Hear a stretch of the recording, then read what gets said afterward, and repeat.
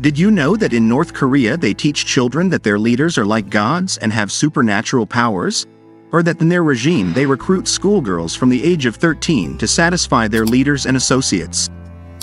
In this video, you will see 15 strange things about North Korea. Squad of Pleasure.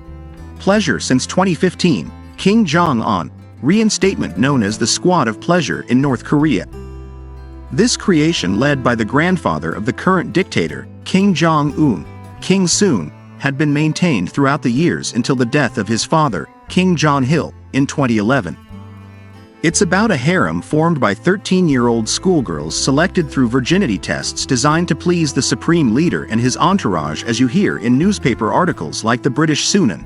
They tell how behind the walls of heavily guarded palaces it is speculated that Kim Jong-un secludes himself, enjoying the entertainments provided by his harem.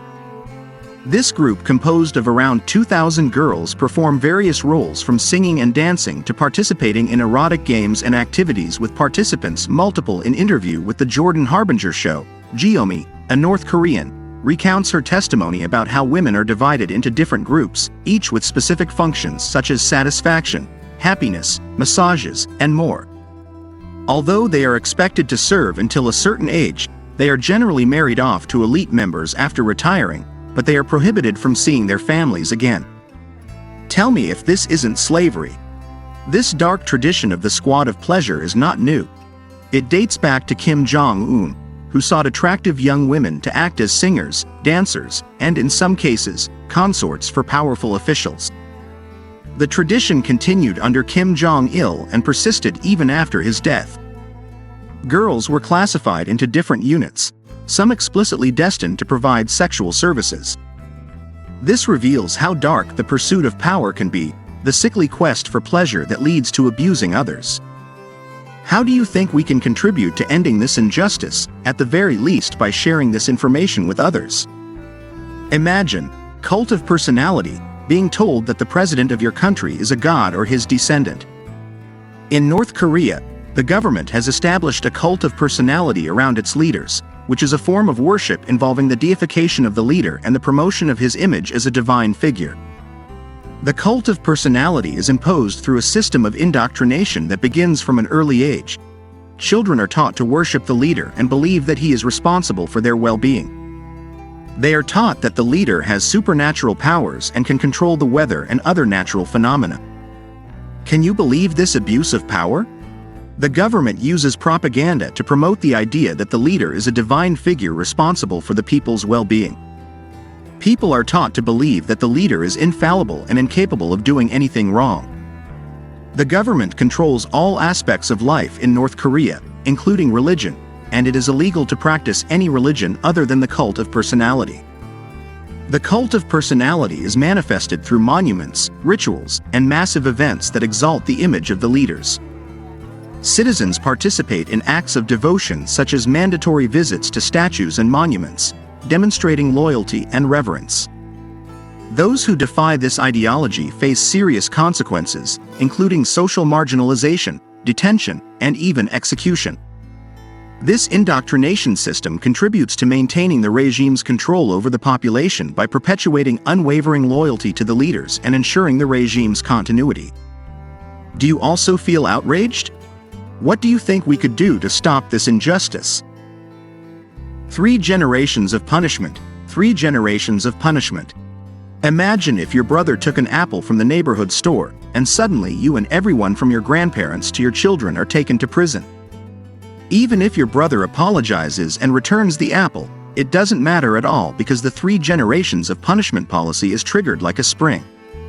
This is the tragic reality in North Korea, where elders and children share cells for a supposed crime they were not even aware of. The 3 generations of prison policy primarily applies to people perceived as enemies of the state or who have committed political crimes. This brutal measure not only punishes the individual but extends to their parents, children, and even grandchildren, forming a network of suffering aimed at eradicating dissent from its roots. The intention is clear: to instill fear and eliminate any thoughts of rebellion or disloyalty to the state. In a world where accusations of political crimes are being labeled as an enemy of the state carry disastrous consequences, From prison to forced labor or exile in remote places, freedom of expression becomes a non-existent luxury. Despite international criticism and condemnation of human rights violations, North Korea turns a deaf ear, as if your family were subjected to constant condemnation without the possibility of defense after the Apple incident. The suffering of countless families becomes a silenced testimony while North Korea, immune to criticism, persists in implementing a policy that turns freedom of expression into a distant memory and family suffering into an unavoidable price for obedience. Concentration camps. Concentration camps in North Korea, also known as Kwanlee-so, are notorious for their inhuman conditions and the treatment of prisoners.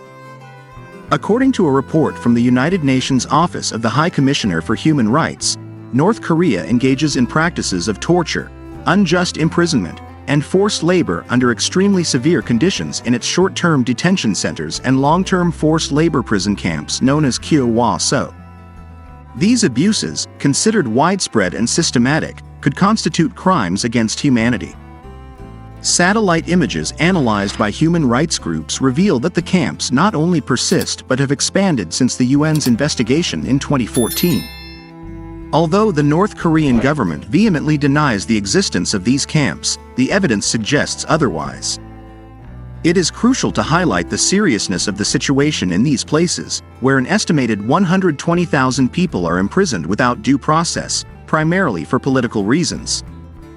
The international community must take decisive action to protect the citizens of North Korea and ensure respect for their human rights amidst the unimaginable atrocities of World War II concentration camps, where freedom and dignity were taken away.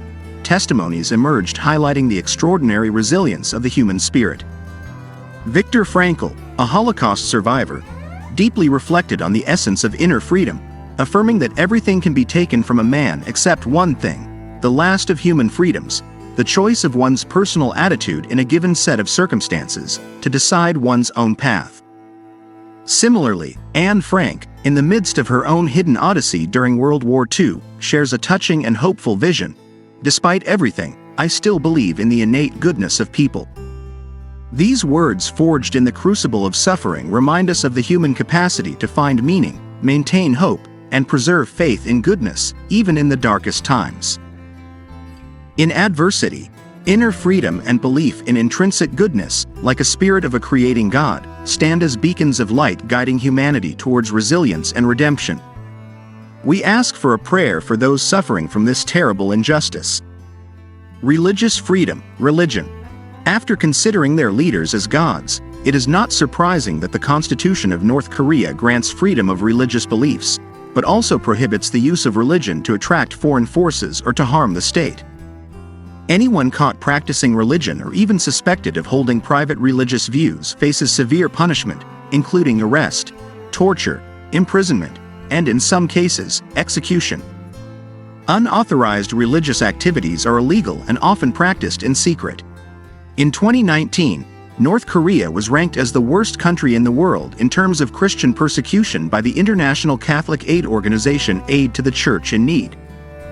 In 2023, the country was rated 0 out of 4 points for religious freedom. Although the North Korean constitution grants freedom of religious beliefs, in practice, religion is illegal, and any unauthorized religious activity is severely punished. Here we must remember Viktor Frankl's phrase, "Everything can be taken from a man but one thing, the last of the human freedoms." So they can take away everything but never their true beliefs, their hope in the goodness of God. Limited internet access, now restricted access to foreign media. How would your life be without Google, Netflix, ChatGPT, and all your social networks? Well, that's the reality for all North Koreans. The North Korean government has a highly restrictive rule prohibiting television, phones, and internet access. This rule has been in effect for decades with the aim of isolating the country from the outside world and tightly controlling the narrative presented to its citizens. By preventing citizens from accessing foreign media or the internet, authorities maintain strict control over the narrative, ensuring the preservation of state ideology, and most importantly, maintaining the cult of personality around the leaders. Additionally, this rule serves to maintain a sense of isolation and unity among citizens. With limited access to the outside world, North Koreans are less likely to be exposed to alternative viewpoints or different ways of life. This explains why they are so loyal to their hidden leaders. To ensure compliance with this rule, the government employs a sophisticated system of surveillance and censorship. Unauthorized possession of a television or internet-connected device is considered a serious crime, and those caught face severe consequences, including imprisonment or even execution. You heard right. You could be sentenced to death for having a cell phone. Despite the isolation, there have been reports of citizens finding creative ways to access foreign media, often using smuggled devices or illegal satellite dishes. These citizens risk their lives to obtain information from the outside world and challenge state propaganda. While the rule has been effective in maintaining government control over information and communication, it has also led to the deprivation of basic human rights and hindered the country's economic development. Music censorship, restrictions on music. What would our lives be without music? Well, North Koreans can certainly tell us. In North Korea, music is heavily regulated and controlled by the government, which seeks to use it as a tool to propagate the official ideology and reinforce the cult of personality around the country's leaders, especially the Kim dynasty. Popular music, like other forms of artistic expression, is subject to strict censorship and must adhere to themes and messages approved by the regime. The lyrics of songs, as well as visual representations in music videos, must promote loyalty to the regime and exalt the figure of the leaders. North Korean artists are selected and endorsed by the state, and their works are designed to fulfill the government's propaganda objectives. Any deviation from the official line can result in severe consequences, including loss of privileges, social marginalization, or even imprisonment. While there are forms of traditional and folk music reflecting the country's culture, contemporary artistic expression is heavily restricted by regime-imposed constraints, limiting the diversity and musical creativity of the country. Blue jeans prohibition. That's right, the North Korean regime specifically prohibits the use of jeans and long hair. Do you know why? Because the use of jeans has been considered a symbol of Western culture that threatens the purity of North Korean identity. This ban not only involves clothing censorship but also serves as a mechanism for social control, where those caught defying the regime face serious consequences, including detention and severe punishments. In addition to jeans, Supreme Leader Kim Jong-un mandates that men adhere to prescribed haircuts, while women are given a specific list of permissible hairstyles. This meticulous regulation not only reflects state control over physical appearance but also reveals the regime's concern to prevent any hint of individual expression or adoption of foreign trends. According to a report by The Guardian, the North Korean government imposes strict rules on personal style through a small army of young communists. Women's pants are carefully examined, and scanty clothing would be completely inappropriate. The regime has expressed dissatisfaction with garments featuring Roman letters. Anything too decorative or simply too unusual triggers censorship. Beyond appearances, the prohibition of jeans and hair regulations become a stronghold for the North Korean regime. The propaganda campaign promoting socialist hairstyles seeks not only to control aesthetics but also to act as a cultural shield for the regime. Fashion and personal appearance are not just stylistic choices but essential tools to preserve the purity of culture and block external influence. Relationships in North Korea.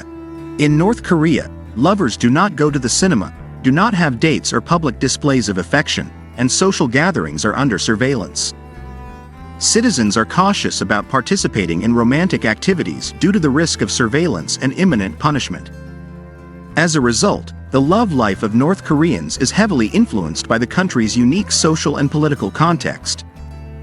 The North Korean regime strictly controls interactions between citizens, including romantic relationships. Mostly, North Koreans adhere to traditional matchmaking and arranged marriages considering social status and regime loyalty levels. The regime views relationships with foreigners as a potential risk to national security. Therefore, the love life of North Koreans remains challenging and controlled, reflecting the regime's emphasis on maintaining strict social order and ideological conformity. Hygiene products in North Korea. Hygiene products such as sanitary towels and tampons are not available in the market in North Korea. Women use reusable towels from the old school. While the exact reason behind the lack of sanitary towels and tampons in the North Korean market is unclear, some reports suggest that the lack of access to materials necessary to manufacture these products is a significant factor. The lack of access to menstrual hygiene products is a serious issue in North Korea. According to a report by the Korea Economic Institute of America, sanitary pads are virtually the only menstrual hygiene product available in North Korea, but they are expensive. Most brands are equivalent to approximately half a kilogram of rice, making them unaffordable for many. Unfortunately, they are considered a luxury. Projects aimed at reducing the cost of these products would be a blessing for these women, improving a range of basic human rights. Traffic ladies in Pyongyang. In the capital of North Korea, Pyongyang, traffic ladies emerge as elegant and disciplined guardians of traffic order.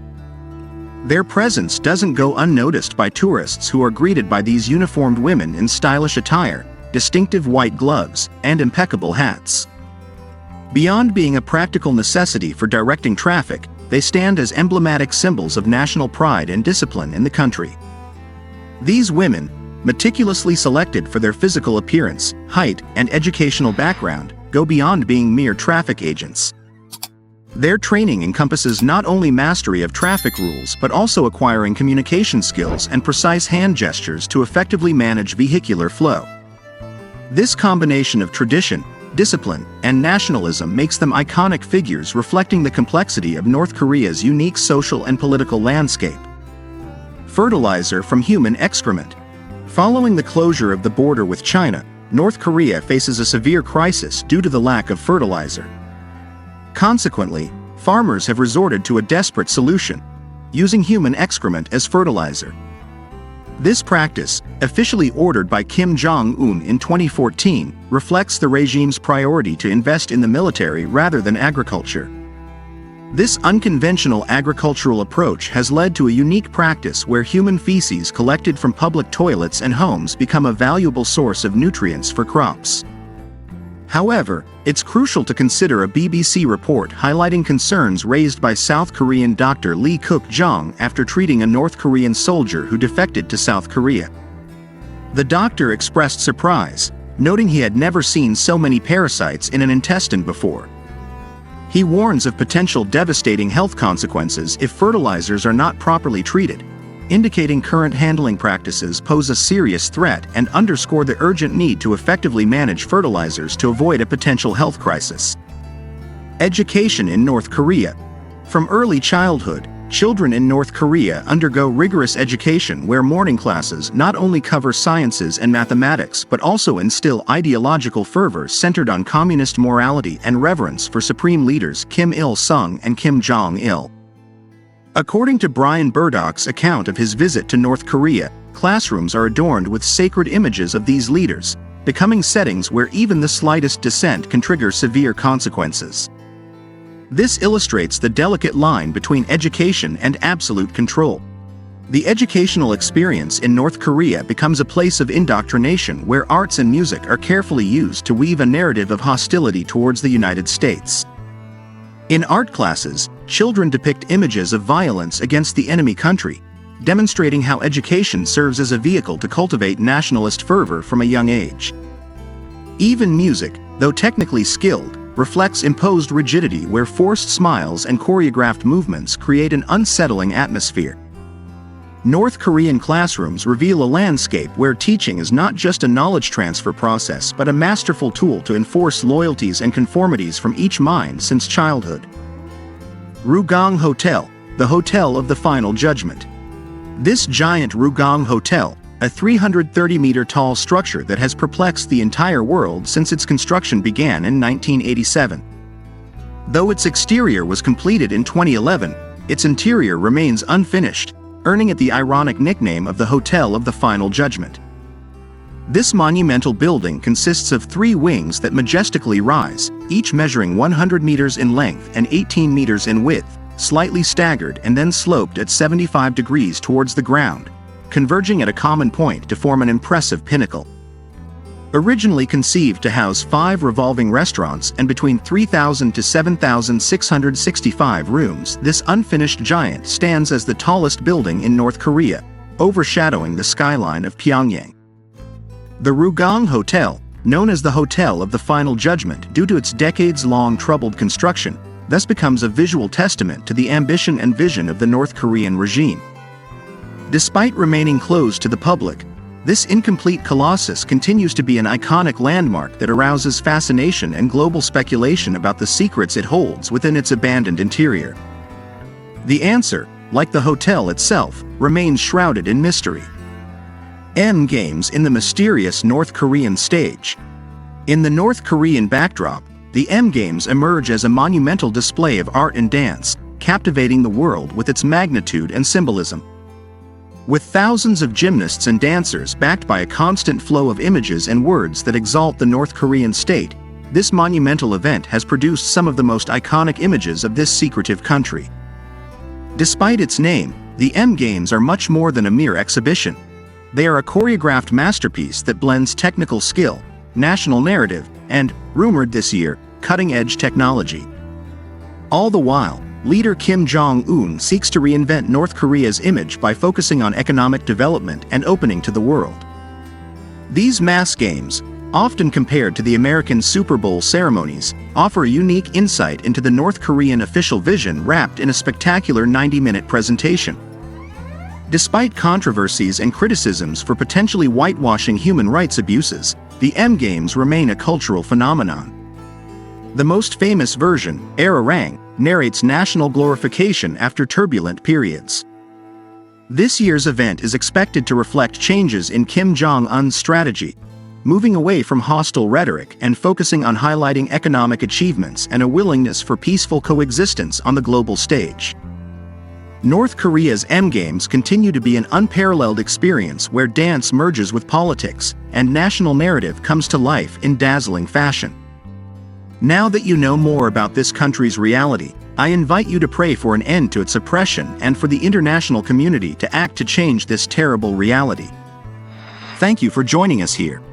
We leave you with other incredible videos that you will surely enjoy.